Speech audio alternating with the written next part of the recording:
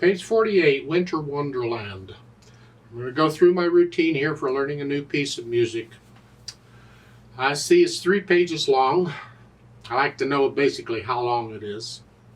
Treble and bass clef, no sharps or flats in the key signature, so it's either in C major or A minor. Well, if I look at the bottom of page 50, and the last measure, the last chord is here. It's sort of a jazzy chord, but we're in C major here. I'll do the C major. It doesn't really matter on that because I'm going to do all the scales and arpeggios for that key signature. No sharps or flats. So I'm going to do the C major and A minor scales and arpeggios on that. And 2 octaves up and down by now, at least. And 4/4 time, we have a pickup beat. I want to check it one hand at a time to make sure the fingering and everything is working out okay. Right hand, you're here. 4 and 1. Now they give you a little bit of a swing rhythm up above. I'll come back to that later. Right now, I'm playing straight 8th notes. 4 and 1 and 2 and 3 and 4 and 1 and 2 and 3 and 2. And this fun. I like to try and play things connected first, and I try and find a fingering that lets me do that if I can. Can't always, but I like to try. Over on measure 13, or the pickup to 13, you're, and then you're staying here according to them, and then you're coming down. I don't like this. I want to prepare measure 15 better. What I think I'm going to do is take advantage of those repeated notes in measure 14 to change hand positions, to get in position for measure 15. So measure 13, I'm here, and going on, I'm here. Well, these 3, I'm going to do 5th finger on the last one. I do and change hand positions there. Here. Now I'm in position to go on. And 3, 4, here. And again, I take advantage of the repeated notes to change hand positions. So in measure 15 is, and then 4 on that one, so I'm ready to go on. Well, there's nothing wrong with the fingering in the book, it's just a different fingering style. And then going on. And this is measure 17. I don't want to come up here. So I'm going to just reach up in your 2nd finger. Here, because I'm staying out here. Again. Yeah. So it keeps me out here. Now measure 21, it's not a problem because I'm only using white keys. And then 3. See here, they're telling you you're changing hand positions on a repeated note. You're back to what you were doing. Let's go down to the bottom of page 50. Measure 32. Well, start with measure, what is it, measure 29? We've had this before. And again, I'm 5th finger on that last G in measure 30. So I'm ready to go on. 4. It's the same fingering I used before. Then measure 32, you're here, or with some finger, I don't care which finger, it should be thumb. So, here. And then you just reach up. Here. Connect all this right now. Now, I want to connect that too. I don't like that. I'm going to change the fingering. These 8th notes are not a problem. You can connect all those.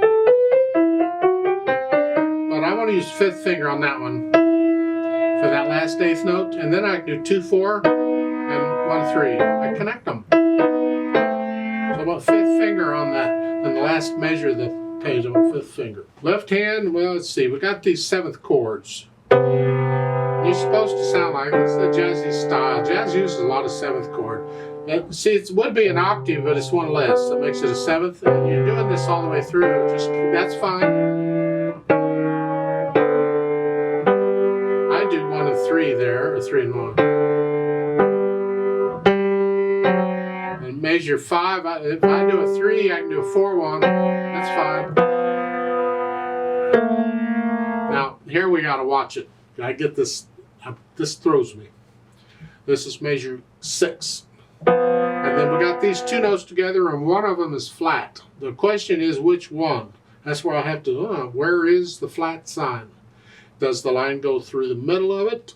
Or is the flat sign, here it looks like the line goes through the middle of it. If that's the case, then it's the A that's flat. Here, not the B. Here.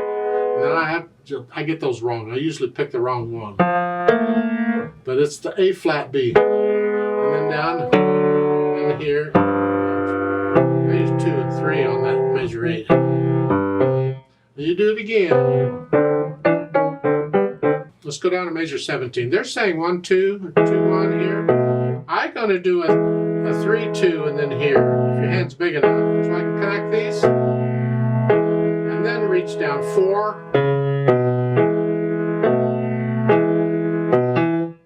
That's how I'm going to do it if your hand's big enough. So then put the heads together, and what do we get? Well, when I first put the heads together, it's pretty rough. It's here, and then here, and then here, and then here, and then here. Make sure that you're resting in the right hand there. And here.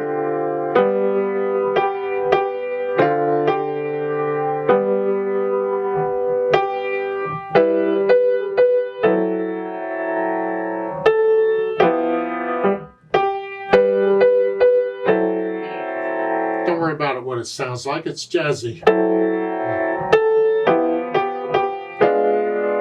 It's wonderful. Anyway, I go through and work out the hands together. And if you need to, because it's a little longer piece, just take it like a line at a time or a phrase at a time. And just work out that. Like here. Just work out that little bit.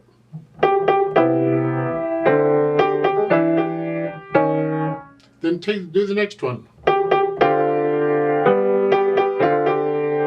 Just work out that a little bit. And then the next one. And it's 1, 2, 3. I'm doing a 5 here. It's similar to the fingering I talked about on measure 14. It's just here. Just work out that a little bit. Just take it in pieces, a little bit at a time, and you work out the hesitations. Then once I have that through the piece, then I'll think about the articulation. And here, it's pretty connected. You might accent things occasionally on the syncopated notes. You can accent those. That's interpretation.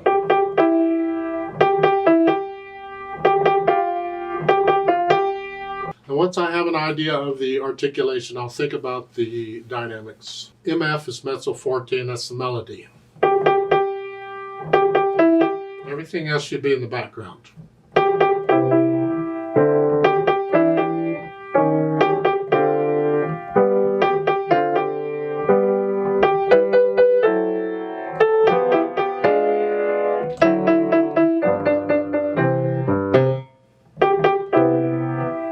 Don't give you any other dynamic for a while, but if you feel getting a little louder and softer, go for it.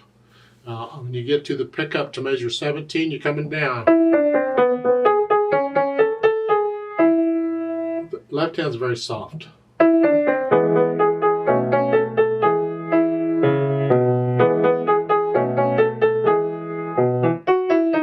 You have a crescendo there at the end of the page. You can start getting a little louder.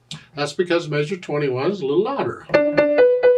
Moderately loud. And then on measure 23, you're up to loud. And then you come down to moderately loud. Right at the beginning. You do the dynamics. You can feel them. Just make sure it's the melody that you're hearing. Everything else should be background. Then we think about the speed. Well, this is where I put it in a swing rhythm. Because instead of 1 and 2 and, it's 1 and 2 and 3, and you feel it this way. The eighth note. 1 and 2 and 3 and 4 and 1 and 2 and 3.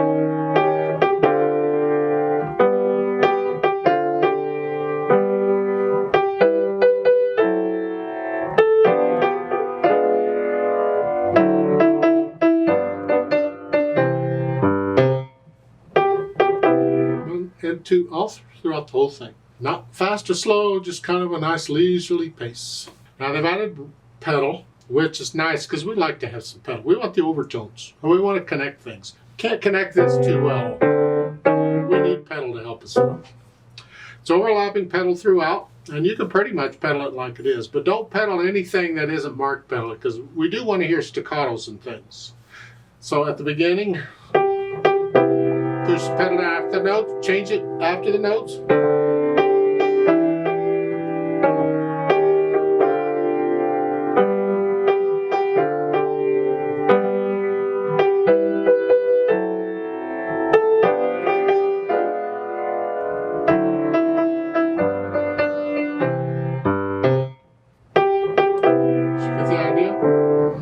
That's pretty much it. Just follow their pedaling is fine. Now we have to deal with this page turn.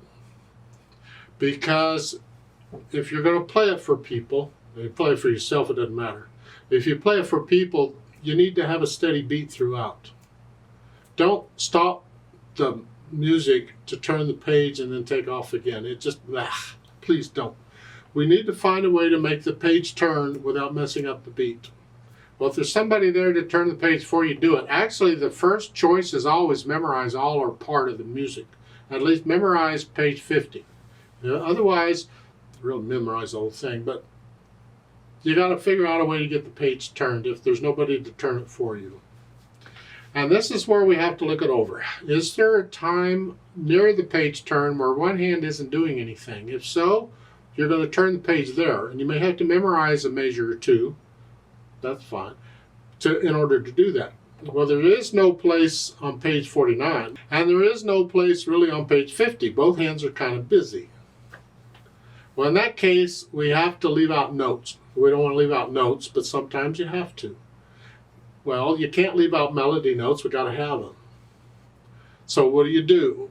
You got to leave out other notes, and you have to decide which notes to leave out. It's really your choice, but don't leave out any more than you have to, in order to get the page turned. Now sometimes maybe you can play some of those notes, like here the left hand has the harmony. Maybe you can play some of those harmony notes in the right hand, so we still get the harmony at least, even though you're not playing them in the left hand because you're turning the page. At the bottom of page 49, we're busy here.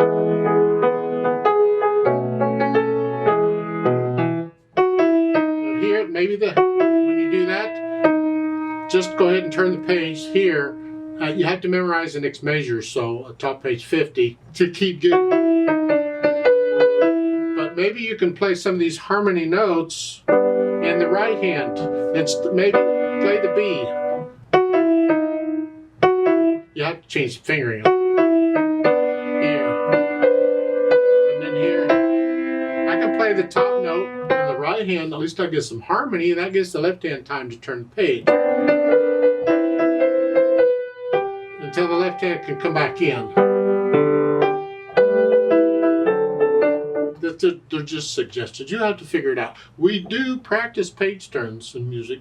It's like if you're accompanying somebody, you got to mess them up. You got to stay with them. So you practice page turns if you need to.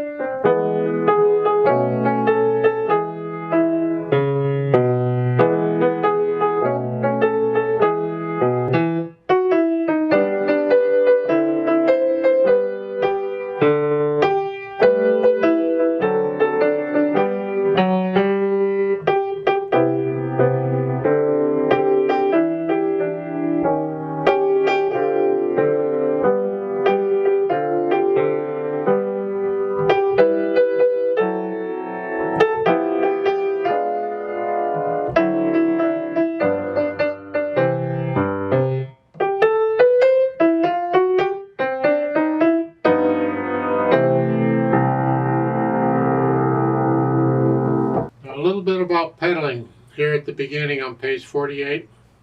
It's the second full measure here. I don't pedal the first beat in the right hand. I don't want them both. So I don't pedal until I get to the long note. Same thing in measure 4. Don't pedal the F. Wait till you play the G. Just little things like that make a lot of difference, but you have to listen. Otherwise, you just do it. And you think, is that really the way it's supposed to sound? No, it's not. But listen carefully and pedal it different.